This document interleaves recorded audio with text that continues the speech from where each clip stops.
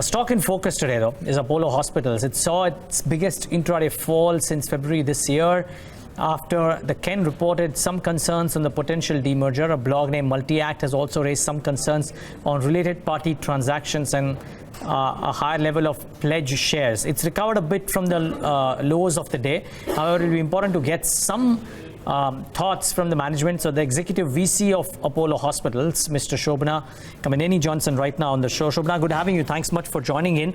2 or 3 things, and I think you would have gone through all of these, will be important for a set of our viewers and our readers to get a sense from you on some of these. Now, the concerns on the demerger of the pharmacy business, which I think the report by Ken highlights, the shareholding post the demerger. Can you talk a bit about this?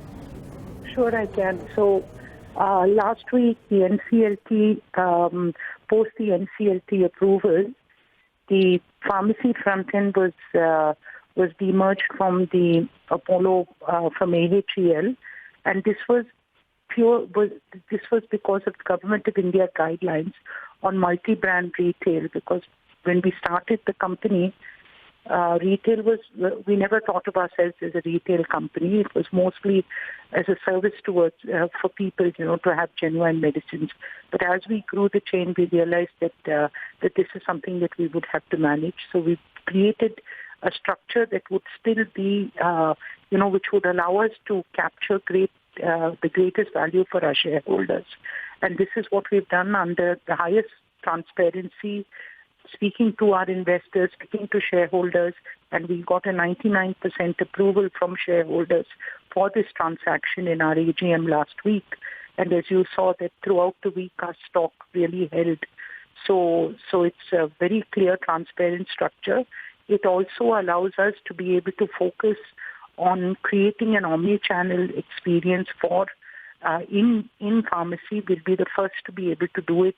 To be able to do it at scale with our 3,500 pharmacies, then create an e-commerce platform, make sure that we're in compliance with the law, but also make sure that we can serve the 20 million customers we have today, moving on to the hundreds of millions of customers that can benefit from such a service and from having a great, to making sure that you get genuine medicines.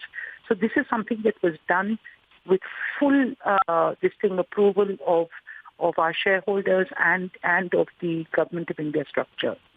Shobhana, I'm just taking forward that pharmacy business point. I think there are some concerns also related to how the shareholders of the front end and the back end business are different. So there could be a bit of conflict also going ahead. So how do you, in midst of... I don't, Make your point, please.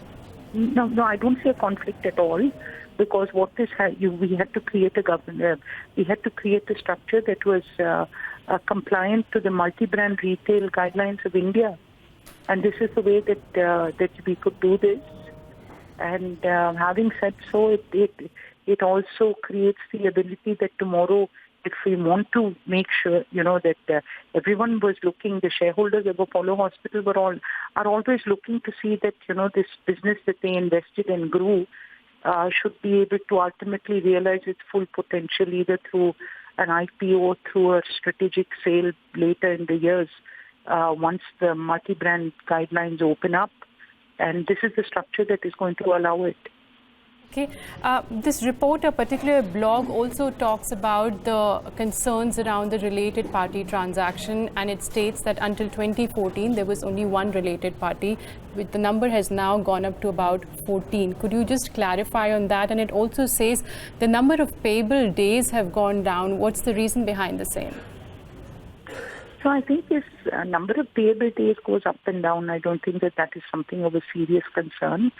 And it's just, whatever works for the business. Because if you look at Apollo Pharmacy, this quarter has been our highest ever, 6% EBITDA, and no one in this industry has ever come close to that.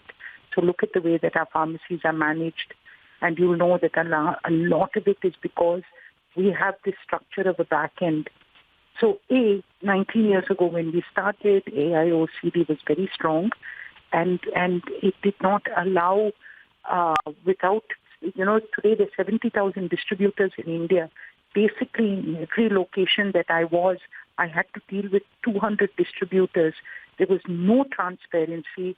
I was getting no consistent pricing, and it was a nightmare to manage, and also the kind of spurious drugs that could come through our system.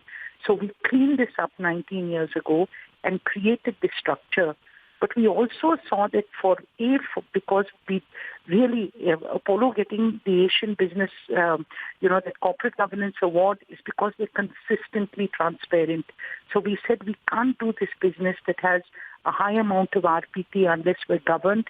So this is audited externally and internally once to twice a year. All contracts are vetted. On top of which, every discount we get is transparently sent right through the system, not for one product, two products, but it is for the for 24,000 products that we actually sell in our pharmacies. And I think no other pharmacy company can talk about this. Another thing that KeyMed does for us is that it has invested, that it also does business with 35,000 other pharmacies. But the 3,500 pharmacies of Apollo, they've created the inventory, which is 95% availability. It has the service level of having that the condition of the medicines that comes to it, and also there's no inventory carrying cost for the pharmacy, so that directly gets, apart from the other discounts, we actually have a saving in that. So net, there are multiple savings that have come by outsourcing this line of business. And I think many of the online pharmacy players are kind of trying to do the same. They're trying to copy us, but we've really invested in some of the best and cleanest suppliers in every state and in most of the big states, and we own between 51 to 70% of their business. Mm-hmm. Would Shobhana, would KeyMed, which supplies, I believe KeyMed supplies nearly half of your requirements, would this be an abnormally higher percentage across the industry for a supplier to have over 50% exposure? Would it be higher than almost anybody else across? I think you have to look at it saying that the cost of not doing it is much, much higher, because one is that we get transparency in prices. So to us, that's super important. And then after that, the way the medicine is stored. Today, if you go to most distributors, you do not know from the manufacturer to the actual retailer how these medicines are stored. So if they're not stored under temperature controlled, the efficacy of the medicine is half. What I'm selling people is actually is spurious. So I think this control is such an important factor in a business which requires as much trust as this. So I would look at it, it's the same with an auto parts. Why would they have everything within? Why does Honda cars have its same group of suppliers around it wherever it moves, supply chains around the world? It's because you need that trust, you need the availability. So I think you have to apply the same metric in this, and then you have to look at the transparency and where it's going. If you look at KeyMed's bottom line is probably making 0.5% EBITDA or PAT. So that's the kind of thing you have to see, that everything is transparently moving to the main, which is Apollo Pharmacy. Okay. The other, of course, something that you've responded to a number of times. I think you guys have taken some steps to reduce the high level of pledge shares as well. Any updates on that, where it is compared to what it was, and what's the plan ahead? Because I think that's been reported as a concern, but I think it's been there for a while now. And it's just waiting for this the insurance transaction to complete. And once that comes a significant amount, we are looking toward, I don't think that if we could make our pledge zero, it's the best. But I think in terms of most corporates, we're looking at about 20%. Hopefully it'll close. We should have closed this transaction last month. And HDFC still is waiting for some approvals, but most of them have come. We've already got 2-3 of the critical approvals. Right. So, that will be used to retire this pledge. Okay, so what's the current promoter pledge then? Because as per the exchange filing, it was 60% by the end of June. Yeah, it will be just that level. And what we've done is we actually sold 3% recently. So, having said that, we reduced our pledge significantly. So under all these parameters, we're moving towards that. I don't think there's any concern at all. And as you'll see that most of the investors that we've spent time talking to them, we've explained the structure of what we've done with pharmacy. They're completely on board. There's been a high level of transparency, and it came from the investors that we should reduce pledge. So we sold a perfectly good company for that. Yep. Shobna, just leave us with how the company is currently managing its debt, because of course that blog also stated how the operating cash flows are not enough to meet the near-term obligations of the company. If you would refute on that, what's the current debt? How do you plan to bring it down? What's the timeline for the same? Shown that it's more than able to manage, and we have finished.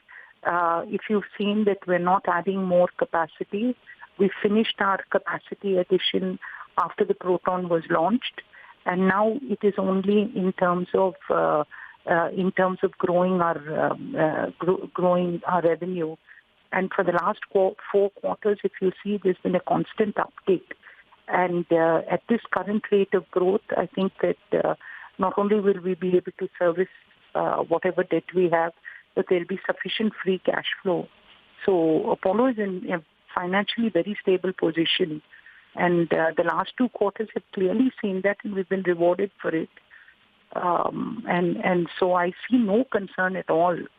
I think that this is something that they piece together multiple parts of information, and the ultimate QED was kind of misleading.